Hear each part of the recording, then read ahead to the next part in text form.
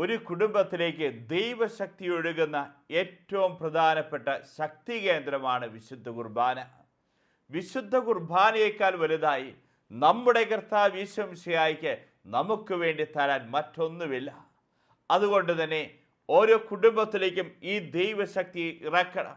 ദിവ്യകാരുണ്യം സ്വീകരിച്ച് വിശുദ്ധ കുർബാനയിൽ പങ്കെടുക്കുന്ന ഒരു കുടുംബമാണോ, ആ കുടുംബത്തിലേക്ക് ഏറ്റവും വലിയ വിടുതലും അഭിഷേകവും കൃപയും ഓരോ ദിവസവും ആ കുടുംബം സ്വീകരിക്കുകയാണ്. ദൈവത്തിൻ്റെ വചനം നമ്മെ ഓർമ്മിപ്പിക്കുന്നു. കൊരിന്തോസുകാർക്ക് എഴുതിയ 1-ാം ലേഖനം 11-ാം അധ്യായം 27-ാം തിരുവചനം. തന്മൂലം ആരെങ്കിലും അയോഗ്യതയോടെ കർത്താവിൻ്റെ അപ്പം ഭക്ഷിക്കുകയും പാത്രത്തിൽ നിന്ന് പാനം ചെയ്യുകയും ചെയ്താൽ അവൻ കർത്താവിൻ്റെ ശരീരത്തിനും രക്തത്തിനുമെതിരെ തെറ്റ് ചെയ്യുന്നു. ഒരു വ്യക്തി അയോഗ്യതയോടുകൂടെ വിശുദ്ധ കുർബാനയിൽ പങ്കെടുക്കുമ്പോൾ എന്താ സംഭവിക്കുന്നത്? അങ്ങനെ ചെയ്താൽ കർത്താവിൻ്റെ ശരീരത്തിനും രക്തത്തിനുമെതിരെ തെറ്റ് ചെയ്യുന്നു. വീണ്ടും 30-ാമത്തെ വചനം ഓർമ്മിപ്പിക്കുകയാണ്. നിങ്ങളിൽ പലരും രോഗികളും ദുർബലരും ആയിരിക്കുന്നതിനും ചിലർ മരിച്ചു പോയിരിക്കുന്നതിന് കാരണം ഇതാണ്. ഓരോ വ്യക്തികളും വിശുദ്ധ കുർബാനയ്ക്കായി അണയുമ്പോൾ 2 കാര്യം മനസ്സിലുണ്ടാവണം. 1, യോഗ്യതയോടുകൂടെ വിശുദ്ധ കുർബാന അർപ്പിക്കണം. 2, യോഗ്യതയോടുകൂടെ ബലി സ്വീകരിക്കുകയും ചെയ്യണം. ഏതാനും നാളുകൾക്ക് മുമ്പ് ഒരമ്മ കരഞ്ഞുകൊണ്ട് ഫോൺ വിളിച്ചിരിക്കുക. അമ്മയുടെ ഏറ്റവും വലിയ രോധന എന്താ? ഏക മകനെ കുറിച്ചുള്ള വേദനയാണ്. അവൻ മദ്യത്തിനും മയക്കുമരുന്നിനും അടിമപ്പെട്ടിരിക്കുന്ന അവസ്ഥ, കൂദാശ ജീവിതമില്ലാത്ത അവസ്ഥ. ഞാൻ എന്ത് ചെയ്യൂ അച്ഛ? ഞാൻ എന്ത് നേടി അച്ഛ? എന്തിനാ ഞാൻ ഇനി ജീവിക്കുന്നത്? ഈ മകൻ യുവാവായിരിക്കുന്നു. യുവാവായി ഈ മകനെക്കുറിച്ച് വലിയ സ്വപ്നങ്ങൾ കണ്ട അമ്മ മകനെ പഠിക്കാൻ വേണ്ടി വിട്ടിരിക്കുന്നു. മകൻ്റെ ഇപ്പോഴത്തെ അവസ്ഥ കണ്ട് കണ്ണീര് പൊഴിച്ചു കൊണ്ടിരിക്കുകയാണ്. ഈ സമയത്ത് എനിക്ക് എന്തെങ്കിലും ചെയ്യാൻ സാധിക്കുമോ? അച്ഛനെ എന്ത് ആശ്വസിപ്പിക്കാം, പ്രാർത്ഥിക്കാം എന്നൊക്കെ അച്ഛന് പറയാം. പക്ഷേ ഞാൻ ആ കുടുംബത്തോടൊരു കാര്യം പറഞ്ഞു. ഇവിടെ നിങ്ങളുടെ മകനെ രക്ഷിക്കാൻ ഒരേ ഒരു വ്യക്തിക്ക് സാധിക്കുകയുള്ളൂ. എന്നോട് ചോദിച്ചു, ആരാ? അത് കർത്താവ് ഈശോ മിശിഹായാണ്. നിങ്ങൾ ചെയ്യേണ്ട ഒരു കാര്യം, നിയോഗം വെച്ച് മകന് വേണ്ടി വിശുദ്ധ കുർബാനയിൽ പങ്കെടുത്ത് പ്രാർത്ഥിക്കുക, ആരാധനയിൽ പങ്കെടുത്ത് പ്രാർത്ഥിക്കുക. ഇവരെന്താ ചെയ്തതെന്നറിയോ? വിശുദ്ധ കുർബാനയെ വട്ടം പിടിച്ചു. ആ കുടുംബം വിശുദ്ധ കുർബാനയിൽ വട്ടം പിടിച്ച് മകന്റെ മനസ്സാന്തരത്തിന് വേണ്ടി കണ്ണീര് പൊടിച്ചുകൊണ്ടിരിക്കുക. അത്ഭുതം എന്ന് പറയട്ടെ, 28-ാമത്തെ ദിവസം ഈ മകൻ അമ്മയോട് പറയുക, എനിക്കൊരു മാറ്റമൊക്കെ വേണം, ഇങ്ങനെ പോയാൽ ശരിയാവില്ല, എനിക്കൊന്ന് രക്ഷപ്പെടണം, ഞാൻ എന്താ ചെയ്യുക? ഈ സമയത്ത് ഈ അമ്മ എന്നെ വിളിച്ചു. എന്താ ചെയ്യുക അച്ഛാ? മകൻ വിളിച്ചിരിക്കുന്നു, മകൻ രക്ഷപ്പെടണമെന്ന് ആഗ്രഹമുണ്ട്. അവൻ്റെ ഉള്ളിൻ്റെ ഉള്ളിൽ ദൈവത്തിൻ്റെ പരിശുദ്ധാത്മാവ് പ്രവർത്തിച്ചു തുടങ്ങി. ഈ സമയത്ത് ഞാൻ ഈ അമ്മയോട് പറഞ്ഞു, മകനെ ജെറുസലേം ധ്യാനകേന്ദ്രത്തിലേക്ക് വിട്ടു. ഞാൻ താമസിച്ചുള്ള ധ്യാനത്തിൽ അവന് പങ്കെടുക്കാൻ വേണ്ടി അവസരം കൊടുക്കുക. അതിനുശേഷം ഏതാനും നാളുകൾ ജെറുസലേം ധ്യാനകേന്ദ്രത്തിൽ ശുശ്രൂഷ ചെയ്യട്ടെ, ആരാധനയിലൊക്കെ ഒന്ന് പങ്കെടുക്കട്ടെ. ഈ മകൻ ഇവിടെ താമസിച്ചുള്ള ധ്യാനത്തെ പങ്കെടുത്തു, കുമ്പസാരിച്ചു, വലിയൊരു ആത്മീയ ചൈതന്യത്തിൽ നിറഞ്ഞ ഒരു മകനായി മാറി. മാത്രമല്ല, പിന്നീട് ഏതാനും നാളുകൾ ഈ ആലയത്തിൽ ശുശ്രൂഷ ചെയ്യുക. ഈ മകൻ്റെ ജീവിതം മാറുക, അവൻ്റെ സ്വഭാവം മാറുക. എവിടെ നിന്നാ ഇങ്ങനൊരു അത്ഭുതം സംഭവിച്ചേ? എനിക്ക് ഇന്നും ഓർമ്മയുണ്ട് അമ്മയുടെ കരച്ചിൽ, അമ്മയോട് പറഞ്ഞ വാക്കുകൾ. ദിവ്യകാരുണ്യത്തെ വട്ടം പിടിച്ചോ, ദിവ്യകാരുണ്യത്തേക്കാൾ വലുതായി നമ്മുടെ കർത്താവ് ഈശോ മിശിഹായ്ക്ക് നമുക്ക് വേണ്ടി തരാൻ മറ്റൊന്നുമില്ല. ഓരോ വിശുദ്ധ കുർബാനയിലും എന്താ സംഭവിക്കുന്നത്? വചനം പറയുക, യോഹന്നാന്റെ സുവിശേഷം 6-ാം അധ്യായം 54-ാം തിരുവചനം. എൻ്റെ ശരീരം ഭക്ഷിക്കുകയും എൻ്റെ രക്തം പാനം ചെയ്യുകയും ചെയ്യുന്നവന് നിത്യജീവനുണ്ട്, അവസാന ദിവസം അവൻ ഉയർപ്പിക്കപ്പെടും. നിത്യജീവനുണ്ട് എൻ്റെ ശരീരം ഭക്ഷിക്കുകയും എൻ്റെ രക്തം പാനം ചെയ്യുകയും ചെയ്യുന്നവന്. ഓരോ വിശുദ്ധ കുർബാനയിലും നമുക്കറിയാം, നമ്മുടെ പാപങ്ങൾക്ക് അവിടുന്ന് പാപപ്പൊറുതി കിട്ടുന്നുണ്ട്, നമ്മുടെ ശിക്ഷകൾ കുറച്ച് കിട്ടുന്നുണ്ട്. ദൈവത്തിൻ്റെ വലിയ കരുണ, അത്ഭുതങ്ങളും അടയാളങ്ങളും രോഗശാന്തികളും ഓരോ വിശുദ്ധ കുർബാനയിൽ സംഭവിക്കുന്നുണ്ട്. അകൃത്യങ്ങൾ ക്ഷമിക്കപ്പെടുന്നുണ്ട്. പ്രതിസന്ധികൾ നമുക്ക് ഉത്തരം കണ്ടെത്താൻ ദിവ്യകാരുണ്യം നമ്മെ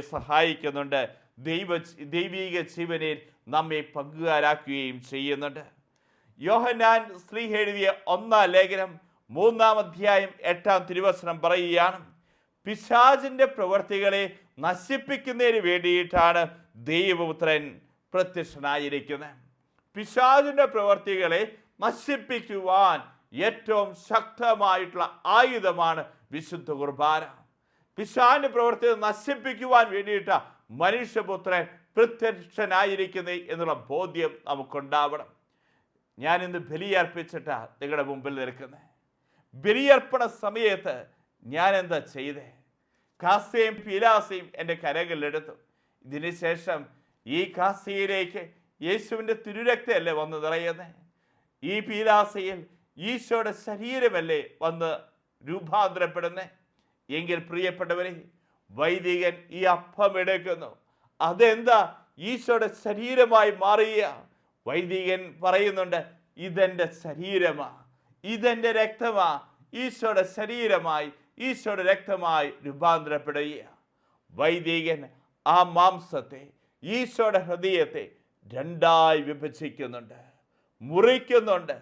വിഭജിച്ചതിന് ശേഷം ആ വൈദികൻ എന്താ ചെയ്യുന്നേ? നമ്മുടെ അധരത്തിലേക്ക് ആ ഹൃദയം വെച്ച് തരിക.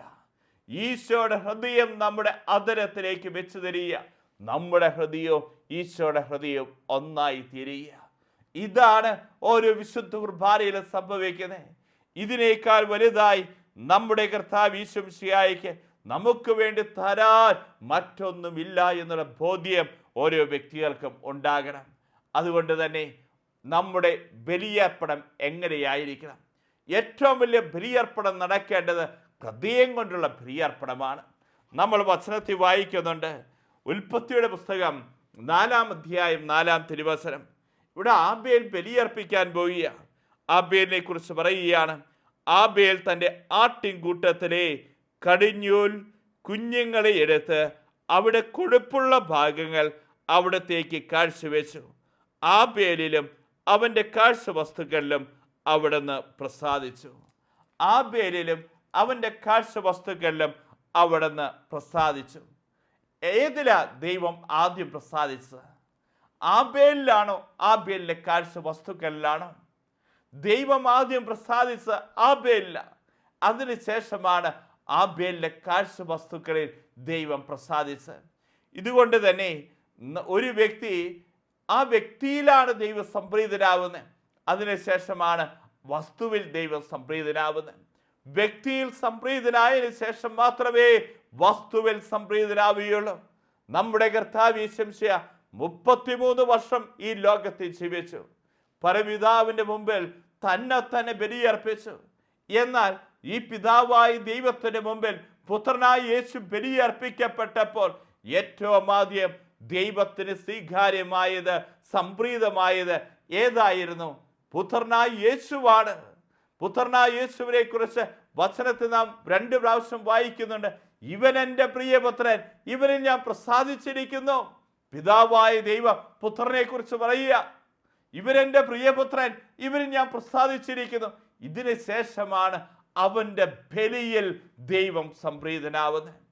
ദാവീദിന്റെ ജീവിതം നോക്ക്. ദാവീദ് പാപം ചെയ്തു, ഊറിയായുടെ ഭാര്യ ബർശവ്യമായുള്ള പാപം ചെയ്തു. ഇതിനുശേഷം ദാവീദ് ബലിയർപ്പിക്കാൻ വേണ്ടി വന്നിരിക്കുക. ആ ബലിയിൽ ദൈവം സംപ്രീതനായില്ല. കാരണം അവൻ പാപത്തോടുകൂടിയ ബലിയർപ്പിക്കാൻ വേണ്ടി വന്നത്. അതുകൊണ്ട് തന്നെ അവനിൽ ദൈവം സംപ്രീതനായില്ല. എന്നാൽ അവൻ അർപ്പിക്കുന്ന ഈ ബലിവസ്തുവിലും ദൈവം സംപ്രീതനായില്ല. ആദ്യം ദൈവം സംപ്രീതനാവുന്ന എവിടെയാ? ആദ്യം ദൈവം സംപ്രീതനാവുന്ന അവല്ല, ഞാനെന്ന് പറയുന്ന വ്യക്തിയില, എൻ്റെ ഹൃദയത്തിലാണ് ആദ്യത്തെ ബലിയർപ്പണം നടക്കേണ്ടത്. ആ ബലിയർപ്പണത്തിന് ശേഷമേ ഞാൻ അർപ്പിക്കുന്ന വസ്തുക്കളിൽ ദൈവം സംപ്രീതനാവുകയുള്ളൂ. എങ്ങനെയാണ് ദൈവം നമ്മുടെ ബലിയിൽ സംപ്രീതനാവുക? ഓർത്തു വെക്കണം, നമ്മുടെ ഹൃദയത്തിൽ എത്ര വിശുദ്ധിയുണ്ടോ അത് നമ്മുടെ ശരീരത്തിലേക്ക് വ്യാപരിക്കും, ശരീരത്തിൽ നിന്ന് അന്തരീക്ഷത്തിലേക്ക് വ്യാപരിക്കും. വിശുദ്ധിയുള്ള വ്യക്തി തൊട്ടത് മുഴുവൻ വിശുദ്ധമായി തീരും. എന്നാൽ ഇത് തിരിഞ്ഞൊന്ന് ചിന്തിച്ചേ, നമ്മുടെ ഹൃദയത്തിൽ എത്ര അശുദ്ധിയുണ്ടോ അത് നമ്മുടെ ശരീരത്തിലേക്ക് വ്യാപരിക്കും, ശരീരത്തിലെ അന്തരീക്ഷത്തിലേക്ക് വ്യാപരിക്കും. അശുദ്ധിയുള്ള വ്യക്തി തൊട്ടത് മുഴുവൻ അശുദ്ധമായി തീരും. നമുക്ക് ബോധ്യം ഉണ്ടാവണം, നമ്മുടെ ഹൃദയത്തിൻ്റെ വിശുദ്ധി. ഇതാണ് ഏറ്റവും വലിയ ബലിയർപ്പണം. ഹൃദയത്തിൻ്റെ ബലിയർപ്പണമാണ് ഓരോ വ്യക്തികൾക്കും ആദ്യം വേണ്ടത്. നമ്മൾ വചനത്തിൽ കാണുകയാണ്, മത്തായിയുടെ സുവിശേഷം 5-ാം അധ്യായം 8-ാം തിരുവചനം. ഹൃദയശുദ്ധിയുള്ളവർ ഭാഗ്യവാന്മാർ, അവർ ദൈവത്തെ കാണും. ഹൃദയത്തിൽ വിശുദ്ധിയുണ്ടോ? അവരെക്കുറിച്ച് വചനം പറയുക, അവർ ദൈവത്തെ കാണും. വീണ്ടും നമ്മൾ വചനത്തിൽ കാണുക, മത്തായിയുടെ സുവിശേഷം 15-ാം അധ്യായം 18-ാം തിരുവചനം. വായിൽ നിന്ന് വരുന്നത് ഹൃദയത്തിൽ നിന്നാണ് പുറപ്പെടുന്നത്, അത് മനുഷ്യരെ അശുദ്ധരാക്കുന്നു.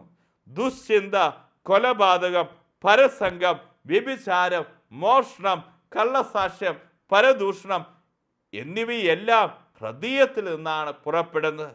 ഇവയാണ് ഒരുവരെ അശുദ്ധരാക്കുന്നത്. അപ്പോൾ നമ്മുടെ ഹൃദയത്തിൽ നിന്നാണ് എല്ലാം വരുന്നത്. നമ്മുടെ ഹൃദയത്തിൽ നിന്നാണ് ദുശ്ചിന്തകൾ, കൊലപാതകം, വ്യഭിചാരം, പരസംഗം, മോഷണം, കള്ളസാക്ഷ്യം. അതാണ് നമ്മെ ഓർമ്മിപ്പിക്കുന്നത്. ഹൃദയത്തിന് എത്ര വിശുദ്ധിയുണ്ടോ അത് നമ്മുടെ ശരീരത്തിലേക്ക് വ്യാപരിക്കും. ഹൃദയത്തിന് അശുദ്ധിയാണോ അത് നമ്മുടെ ശരീരത്തിലേക്ക് വ്യാപരിക്കും. അതുകൊണ്ട് തന്നെ ഏറ്റവും വലിയ ബലിയർപ്പണം നടക്കേണ്ടത് ഹൃദയത്തിൻ്റെ ബലിയർപ്പണമാണ് മക്കളെ. ജോയൽ പ്രഭാഷകന്റെ പുസ്തകം 2-ാം അധ്യായം 13-ാം തിരുവചനം പറയുകയാണ്, നിങ്ങളുടെ ഹൃദയമാണ് വസ്ത്രമല്ല കീറേണ്ടത്, നിങ്ങളുടെ ദൈവമായ കർത്താവിലേക്ക് മടങ്ങുവിൻ.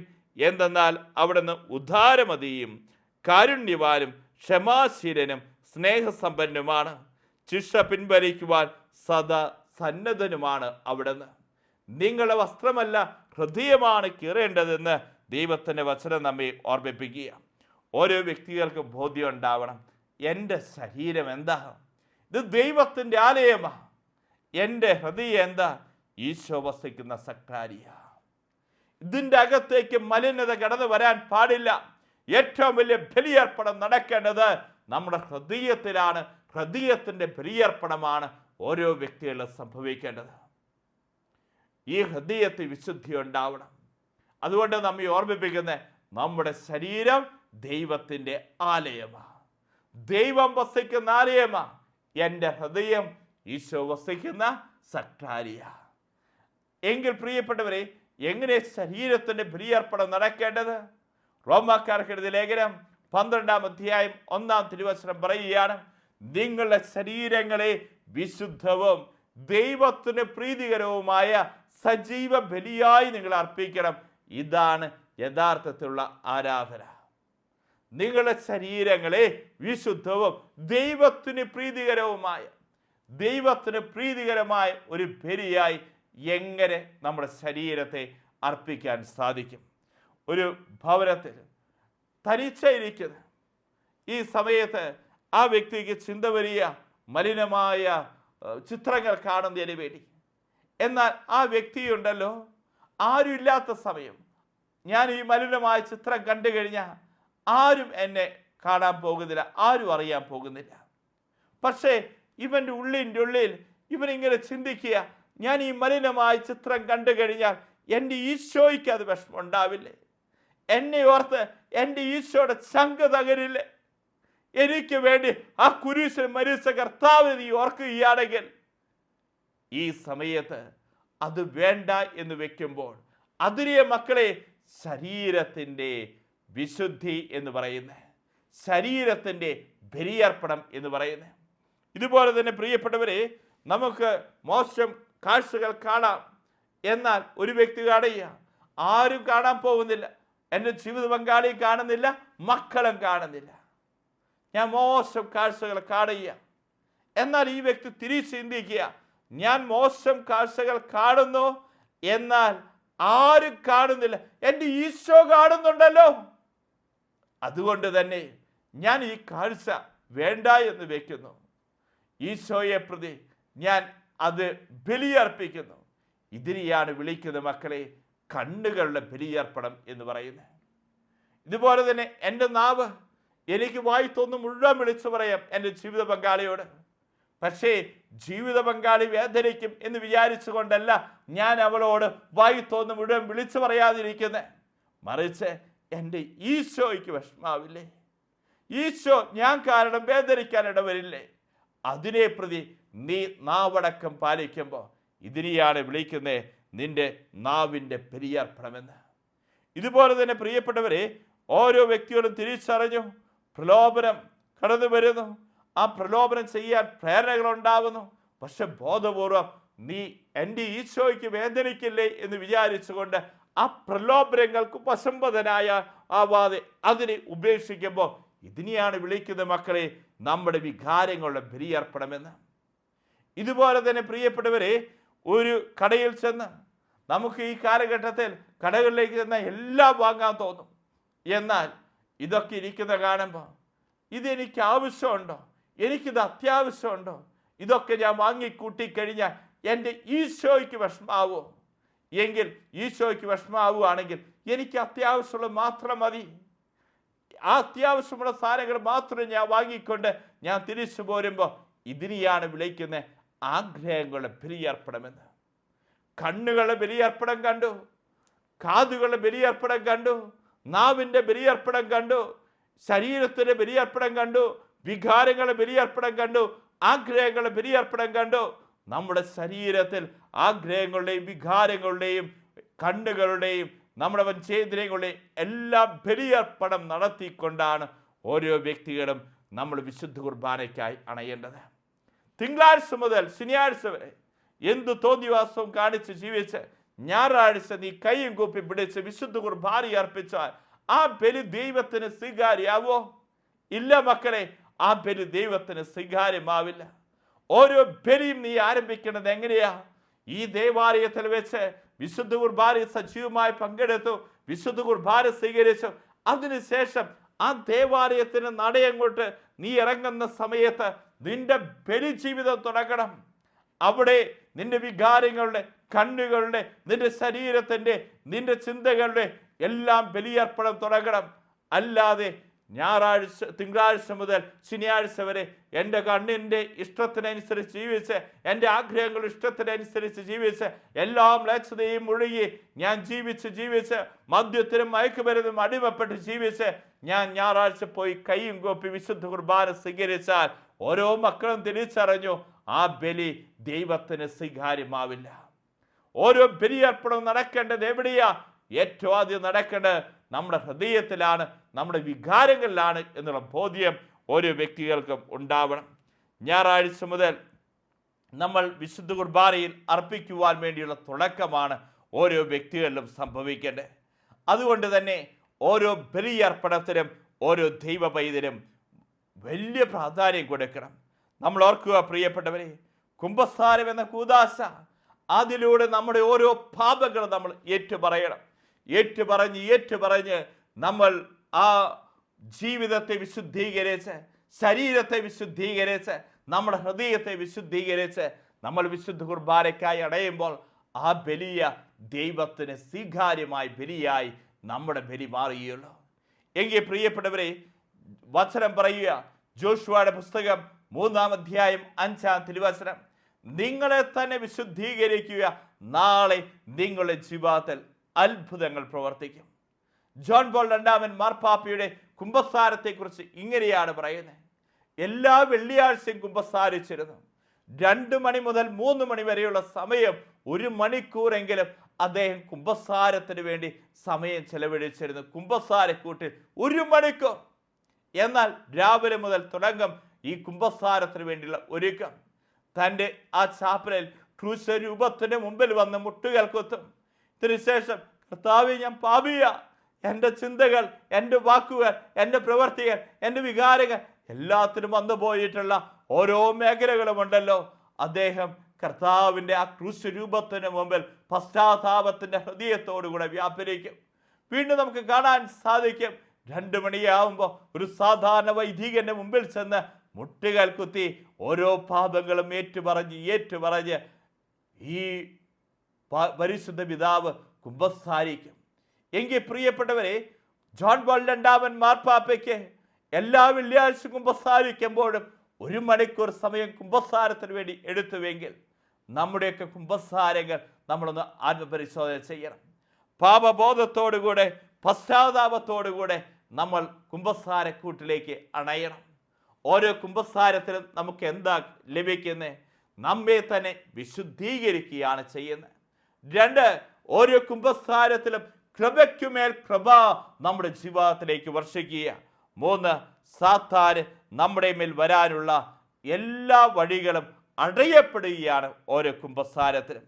ഇതുകൊണ്ട് തന്നെ പ്രിയപ്പെട്ടവരെ, നമ്മൾ കുമ്പസാരക്കൂട്ടിലേക്ക് കടന്നു ചെല്ലുമ്പോൾ ഈശോ നമ്മെ കാത്തിരിക്കുന്നുണ്ട്.